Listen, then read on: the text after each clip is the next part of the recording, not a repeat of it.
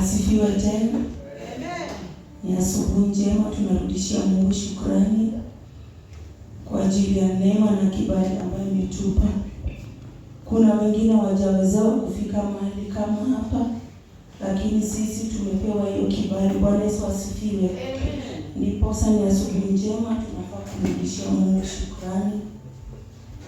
Tutaenda moja kwa moja kwa mafundisho.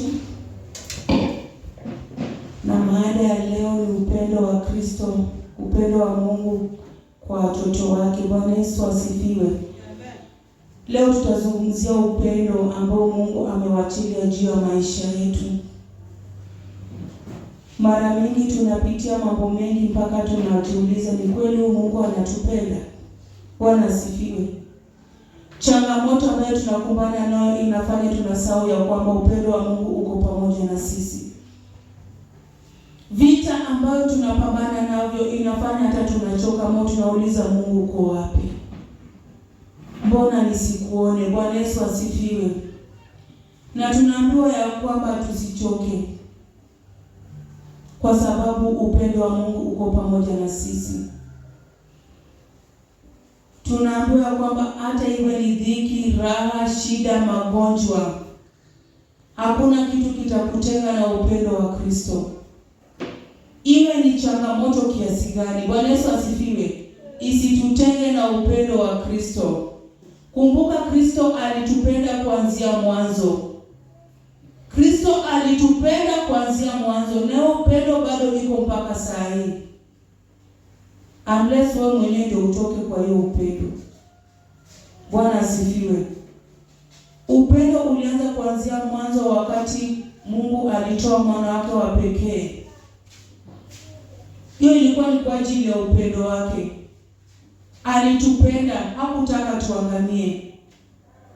Sasa hata kama tunapitia vita vikali kiasi gani, tusisahau ya kwamba upendo wa Kristo iko pamoja na sisi. Hata magonjwa yakiinuka kiasi gani, tujue ya kwamba Mungu bado anatupenda na hata choka kutupenda. Bwana Yesu asifiwe. Tukisoma Warumi, leo nani atasomea Biblia? Mama dada. Warumi 8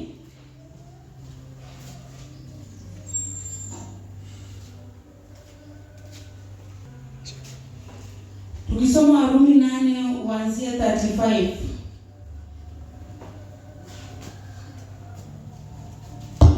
Ni nini inaweza kututenga na upendo wa Kristo? Jamani, ni nini? Hata mamako mzazi hawezi kukutenga na upendo wa Kristo. Yes.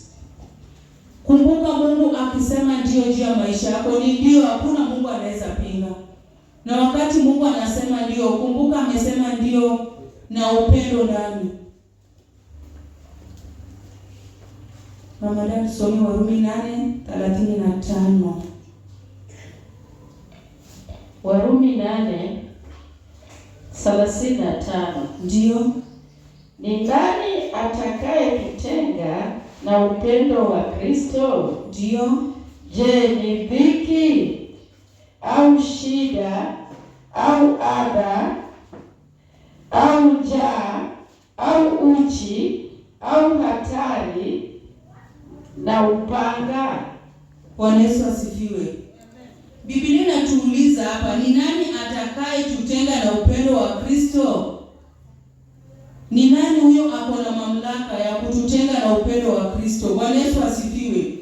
Tunaambiwa ni dhiki au shida. Bwana asifiwe. Uko na dhiki ama kuna shida fulani, itafanya utoke mbele ya uso wa Bwana. Na ukumbuke, wakati umekaa mbali na Bwana, umekaa mbali na upendo wake pia. Bwana Yesu asifiwe. Dhiki au shida isikuweke mbali na Mungu. Isifanye ile upendo uliokuweko mwanzo utoke. Bwana Yesu asifiwe. Hata ikuwe ni adha ama njaa. Bwana asifiwe. Umelala, umeamka, haujui uanzie wapi, watoto wanalia, chakula hakuna, hela hakuna, umelia yako yote, umelia machozi imeisha. Ukiuliza Mungu, mbona mimi?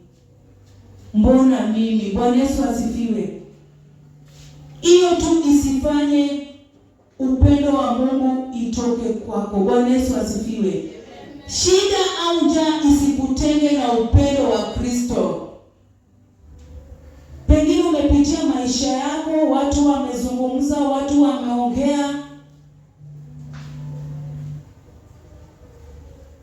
uko na imani ya kwamba siku moja nitanunua shamba, ama siku moja watoto wangu hawa nitapata pesa niwasomeshe, mbeleni uko waishi maisha mazuri. Mtu naye mahali na amekupangia kivyake. Bwana Yesu asifiwe. For example, umeanza kujenga nyumba foundation. Umeanza. Wewe kama Mkristo uko na imani ya kwamba utaijenga na iishe. Na kuna yule ambaye hakutaka upendo wa Kristo kwako. Kwa sababu hapo nyumba before uanze kujenga, yeye naye alikuwa ameshakujengea nyumba ya nyasi. Kimaneno tu anasema huyu anastahili nyumba ya nyasi. Bwana Yesu asifiwe. Hafai hata kutoka hapo. Wakati utaanza kujenga utasikia wakisema na itafika wapi? Hii itafika lito ndio inabaki hapo. Lakini ukiwa na imani na upendo wa Kristo, nyumba itaisha na utaingia ndani. Bwana Yesu asifiwe. Maneno ya watu, shida, njaa, nini isikutenge na upendo wa Kristo. Bwana Yesu asifiwe. Hata ikuwe ni hatari ama uchi ama upanga. Umeona fulani ameng'ara, amevaa, wewe hauna mavazi ya kutosha, isikutenge na upendo wa Kristo. Wanasemanga God's time is the best time. Wakati wa Mungu ikifika, mpendwa, utang'ara. Utang'ara, kuna mtu atapinga. Upendo huo ikifika itakuwa imefika. Utavaa, utang'ara, mtang'ara na familia yako yote. Mpaka tena waseme kuna penye ulikanyaga, si bure. Na ni upendo tu wa Kristo. Bwana Yesu asifiwe. Wakati wa Mungu ikifika imefika, tusilazimishe. Bora tudumu kwa ile upendo. Bwana Yesu asifiwe. Bora tukae kwa ile upendo na tungoje wakati wa Mungu. Akisema ndio, ni ndio. Hata wale ambao walisemanga no, atawanyamazisha. Kwa sababu gani? Kile ambacho walisema hajatimia. Ni mapenzi ya Mungu imetimia katika maisha yako. Bwana Yesu asifiwe. Hakuna mtu alizaliwa na nguo, si ndio? Lakini si tunajikuta tunavaa nguo mpaka uzeni. Ni kwa mapenzi yetu ama kwa mapenzi ya Mungu? Na kuna wengine huko nje walizaliwa bila nguo lakini bado wanazidi wakivaa matambara. Bwana Yesu asifiwe. Lakini tunawaombea wakati mapenzi ya Mungu itatimia juu ya maisha yao itabadilika milele na milele. Bwana asifiwe. Ukiwa kwa Kristo, hata udhihakiwe kiasi gani, hata wakutese kiasi gani, dumu katika upendo wa Kristo na utasimama imara. Mama Dani, endelea. 36. Ndio. Kama ilivyoandikwa ya kwamba kwa ajili yako tunauawa mchana kutwa. Ndio. Tumehesabiwa kuwa kama kondoo wa kuchinjwa. Bwana Yesu asifiwe. Kwa ajili ya Mungu wetu huyu ambaye tumedumu katika upendo wake, tumeteswa, tumeuawa, tumekejeliwa, tumedhihakiwa. Bwana Yesu asifiwe. Magonjwa yakikupata kwako, anasema lazima siku atokanga kienda kanisani na naombaga Mungu mkae. Mbona huyo Mungu asimponye mtoto wake? Mbona huyo Mungu asiokoe mume wake na kila saa ameamuka asubuhi anaenda kanisani? Tunadhihakiwa. Tunapata maneno machungu kwa sababu ya huyu Yesu. Na hiyo isituweke mbali na Kristo. Bwana Yesu asifiwe. Wewe jitahidi. Kaza mkanda, usichoke. Maana tunaye mkombozi.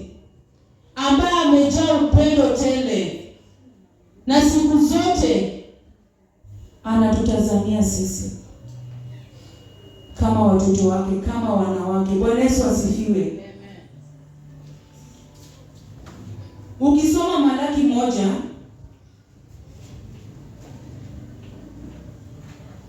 Mungu anatuambia kwamba anatupenda sisi.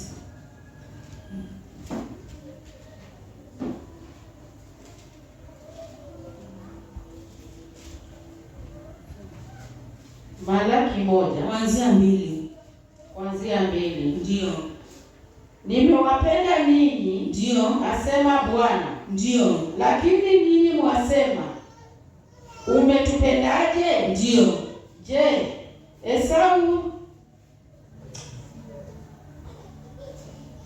Esau siye ndugu yake Yakobo? Ndio. Asema Bwana, ila nimempenda Yakobo. Bwana Yesu asifiwe. Malaki 1 kuanzia 2. Nimewapenda nyinyi. Mungu anatuhakikishia kwamba anatupenda. Lakini tuna mashaka naye upendo. Tunauliza, na anatupenda aje? Bwana Yesu asifiwe. Mungu ametupenda aje? Na anatuambia kwamba Esau si ndugu ya Yakobo, lakini alimpenda nani? Yakobo. Kwa nini? Upendo unadumu kwetu kulingana na tabia yetu, mienendo yetu. Bwana Yesu asifiwe. Esau na Yakobo walikuwa mandugu, lakini Yakobo alikuwa mtulivu, mnyenyekevu, mwaminifu. Siku zote akiwa mbele za Bwana, akitoa sadaka, anatoa dhabihu iliyo hai mbele za Bwana. Bwana Yesu asifiwe. Na upendo wa Kristo ukaangukia Yakobo, ukamwacha Esau. Mpendwa, usikue Esau, baki nyuma. Ufalme wa Mungu tunaung'ang'ania, na wenye nguvu ndio wataimiliki. Bwana Yesu asifiwe. Wenye nguvu ndio wataimiliki. Na tutakuwa na nguvu aje? Siku zote vaa silaha, pambana, usiogope. Vita ikiinuka, mpendwa, pambana. Ingia kwa maombi, vaa silaha zote za vita, ndio utarithi ufalme wa Mungu. Wenye nguvu ndio wataimiliki. Bwana Yesu asifiwe. Ukiwa mdhaifu, shauri yako. Ukiwa mtu wa kukasirika haraka, shauri yako. Wameniambia hii, mimi sasa nimewacha kusoma Biblia. Wacha tu, kuna mwingine ataisoma. Wenye nguvu wataichukua. Nimeambiwa hii, nimewacha kupanguza kanisa. Wacha tu, kuna mwenye nguvu anakuja kuichukua. Nimeambiwa hii, sitakuwa asha tena. Hiyo neema watatoa kwako, wape mwingine. Na upendo wa Kristo itatoka kwako, iende mwingine.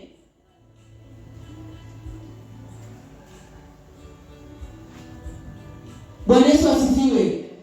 Kwa hivyo Wakristo, tusichoke kwa hii safari ya wokovu. Mungu anatupenda na ametuhakikishia kwamba anatupenda. Bwana Yesu asifiwe. Mungu ametuhakikishia kwamba anatupenda. Tunataka tupendwe kiasi gani? Upendo gani tunataka? Tunasahau upendo wa Mungu. Na ukumbuke upendo umebeba kila kitu. Kwa upendo wa Kristo, siku zote huwezi penda mtu mbaya. Si rahisi. Ndio utanyamaza tu ukimwombea Mungu, lakini si rahisi umpende, umkaribie. Upate kuna siku pengine mtu amekuwekea sumu kwa chakula. Umejua tu ni fulani amekuwekea sumu.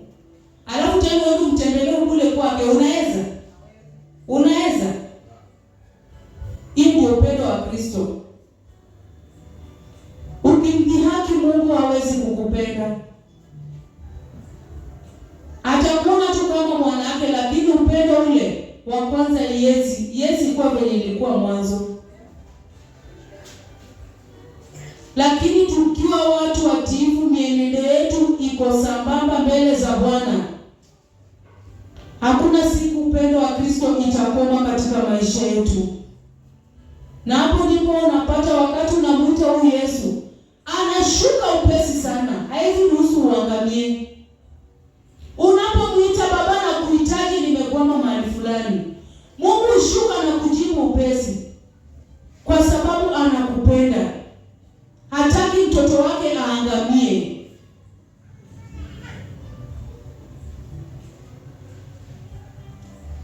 Hawezi ruhusu uangamie. Bwana Yesu asifiwe.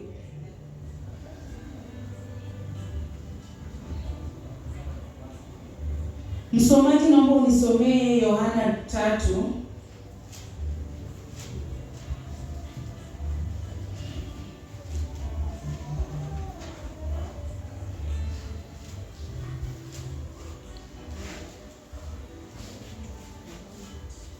Kuanzia 18.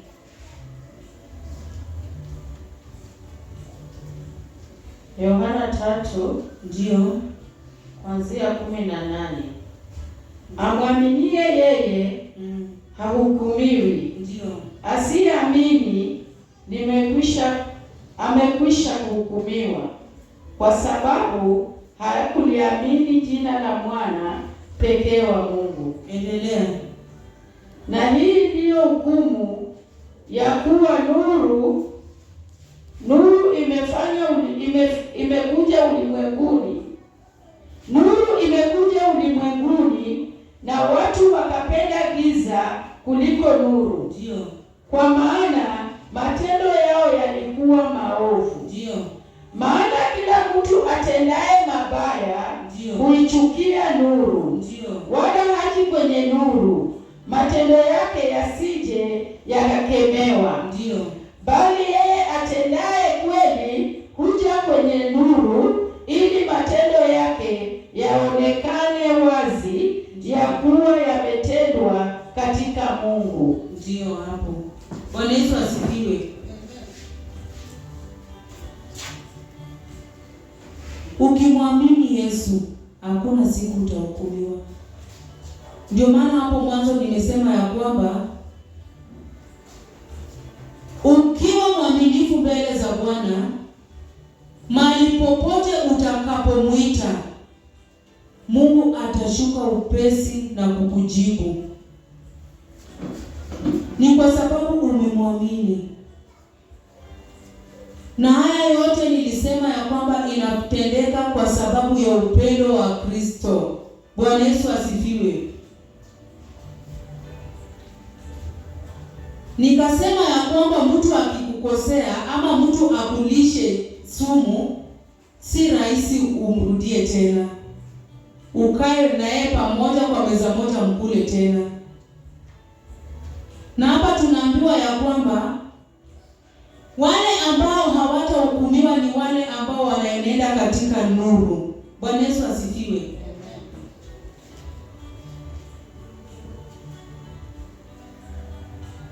Siku zote nuru na giza ziambatani. Hakuna siku zitaambatana. Ule mtu ambaye anapenda kukaa kwa giza si rahisi akae kwa nuru. Na ule mtu ambaye anapenda kukaa kwa nuru si rahisi apatikane kwa giza. Kwa sababu anajua hatari ambazo ziko kule gizani. Na huyo giza pia anajua ni hatari gani iko huku kwa nuru. Akikuja tu kwa nuru, matendo yake yote yatafichuliwa. Bwana Yesu asifiwe. Na wewe wa nuru ukitoka ukienda kwa giza, matendo yako mazuri haitaonekana tena kule gizani. Ni uongo ama ni ukweli?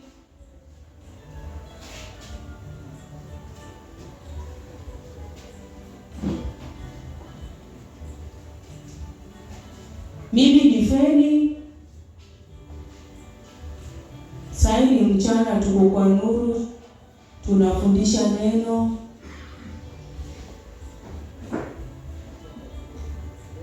Alafu jioni ikifika, Prince anakuja Queens. Feni atakuwa penye amevaa hivi akienda huko. Si itabidi nivae kama wale. Nitatafuta kalongi wanaitanga slim guard. Niingie ndani na carry box Alafu itabidi nitafute mask ili nisionekane. Funike nao uso. Nini itanizuia kukatika? Ile matendo ambayo niliyatenda kanisani kwa nuru haitaonekana pale tena. Bwana Yesu asifiwe. Hata ikiwa tu umetoka ya kwamba wewe unaenda tu kuona na kukaa, hauwezi kaa. Hautakaa utulie. Tunaambiwa ya kwamba amwaminie Mungu hahukumiwi. Asiyeamini amekwisha kuhukumiwa tayari, kwa sababu hakuliamini jina la mwana pekee wa Mungu. Na wakati umwamini Mungu, upendo wa Mungu itaishi aje katika maisha yako? Haujaamini ya kwamba Mungu yuko. Mungu wetu huyu anatenda. Haujaamini. Ule ambaye umemwamini ni ule ambaye anakufanyanga maombi, anakupigia hapo budget. Nguo nyekundu, nyeusi, mshumaa 24 kubwa kubwa zile anakuwekea hapo, unaenda kununua. Hao ndio watu ambao tunaamini. Yaani maombi tu hii ya free of charge, hata hakuna mtu anakucharge. Mtu amekubali tu atoe 5,000 aumwe tu kwanza mbavu ndio asikie tu hiyo kitu imetoka. Unaumwa mpaka unatoa meno yako yote. Umeumwa yako yote, unatoa 5,000 ndio utaamini imetoka. Lakini ukiwekelewa tu mkono hivi, hauamini imetoka. Usipofunikwa tu na kitambaa ya red wazungushe tu mshumaa penye umelala hapo, hautaamini maombi imefanyika.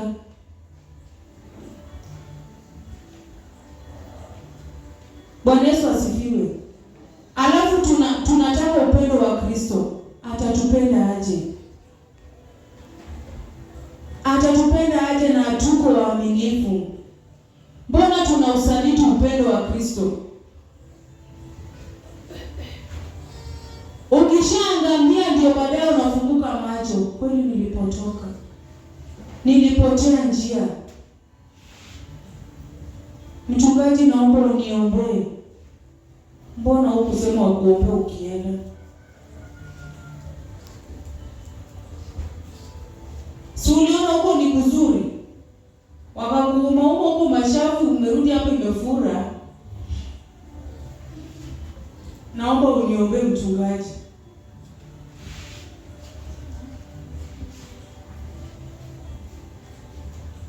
Ni walishailichuna kivihoho. Nisema sitairudi. Sita kuchunwa kuumwa kwa kitovu. Ule mama aliniuma mpaka nikamshika masikio. Siwadanganyi. Niliumwa mpaka meno ikabaki. Nilisema sitairudi huko tena. Na hizo ndio vitu tunataka. Mimi niliona nikatoka huko. Sasa wewe kama bado ngoja utakutana na jambo. Mimi nilikutana na meno. Mwingine atakutana na kisu. Bwana Yesu asifiwe. Tudumu katika upendo wa Kristo. Na tusiangalie tu upendo wa Mungu. Hata sisi tunatakiwa kupendana. Tusijifanye hapa tunapenda Mungu ambaye hatumuoni. Lakini Feni hapendi Ruben. Feni hakutani na Omoni hivi waongee. Alafu tunataka tunataka upendo wa Kristo na ikae ndani yetu, itakaa aje jamani wapendwa? Feni na Sara wakikutana ni kama mbwa na kondoo. Huku naye tunasifu Yesu, tunashangilia, tunacheza. Tuache kudanganya huyu Yesu jamani. Tusikue waongo.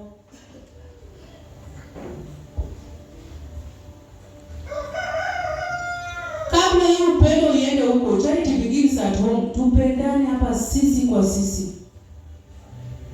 Kila mmoja aone mwenzake kama mtoto wao. Kila mmoja aone mwenzake kama ndugu yake. Na zaidi ya yote, tukubali kukosolewa. Tukiwa na upendo, hata nikikosolewa mimi nitajua nilikosa na nitakubali na nitanyenyekea. Ni uongo. Lakini tumechukiana na ubulo. Alafu aniambia Tifeni ulifanya hii. Si ile nitajua tu ni ile chuki ndio bado inatawala. Ndio maana Bula ameniona mimi. Tukichukiana na Omondi, alafu asimame hapa aseme Feni, mbona jana ulikuja hapa na huku panguza kanisa? Sitaichukua in positive way. Nitajua tu ni ile chuki ambayo iko ndani ndio bado inatawala. Na chuki bado itaendelea. Bwana Yesu asifiwe. Lakini tukikaa kwa umoja, kwa upendo, nikikosolewa mimi nitabaki na furaha na nitakaa chini nitafakari na nibadilike. Nikiambiwa hapa unaenda vibaya, nitakubali.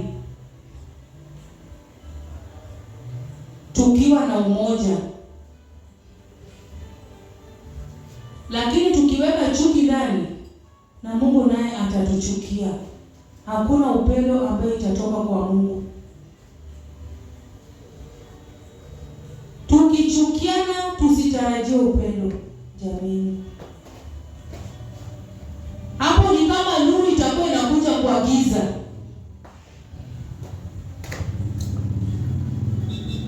Lakini Mungu akiona kwamba tuko na umoja, tunapendana sisi kwa sisi, kila mtu anajali mwenzake, tunaombeana mazuri, mbona upendo wa Kristo isikae ndani yetu?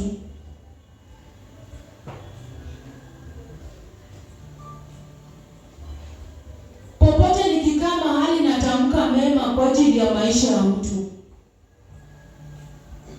Mungu saidia mtu fulani, ile maisha yenye anaishi si mazuri. Mungu onekana katika maisha yake. Hiyo ndio upendo. Lakini waona siku hizi kwenye una amekona na bado hajaisha. Bado ndio mwanzo. Upendo gani huo jameni? Umeona sasa aliwacha kushuka amenyoa na bado. Hiyo ni upendo wa Kristo. Hiyo ni upendo. Alafu tunatarajia Mungu naye atupende.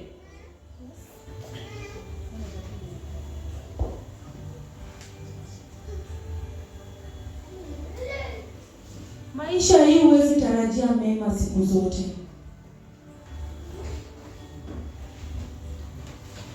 Na kuna wakati mtu hupitia changamoto mpaka ajielewi. Ninapomwombea Mungu msimamisha tena. Shida ya mtu isikue furaha yetu. Mapito ya mtu isikue furaha yetu. Tumuombe jameni. Popote ambapo uko ukienda mbele za Bwana, kumbuka mtu fulani. Si lazima kumwambia kwamba na kuombeana. Baba wa mbinguni atakujibu wewe. Umewacha shida yako, umebeba ya mwenzako. Ile yako yenye umewacha Mungu ataishughulikia mchana peupe. Bwana Yesu asifiwe. Lakini kama shida yangu ni raha yako,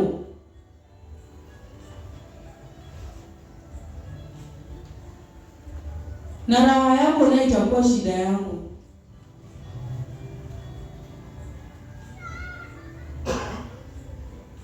Kumbuka Penina na Ana. Penina alikuwa anacheka yake yote, anakejeli yule mama. Na upendo wa Mungu naye ni nani? Hakuwahi sahau Hana, kwa sababu Hana alikuwa mkamilifu. Hakuwahi tamka mabaya juu ya maisha ya Penina. Bwana Yesu asifiwe.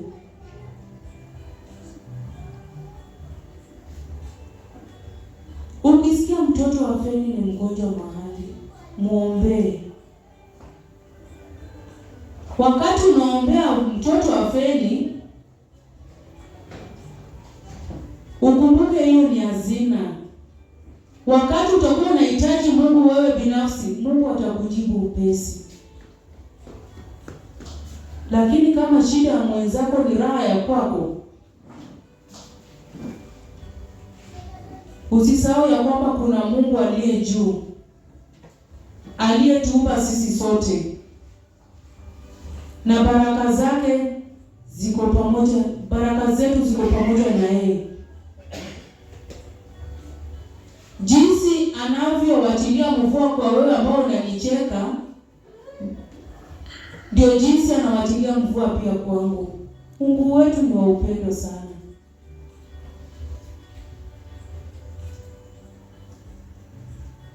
Na tukiiga hiyo upendo wa Kristo,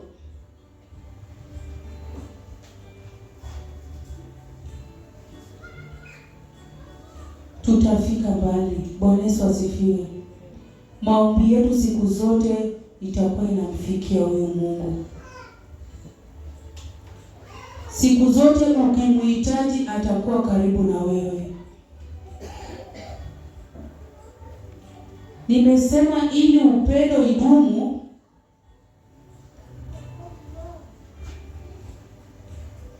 mpaka ukubali kurekebishwa, ukubali kudhihakiwa,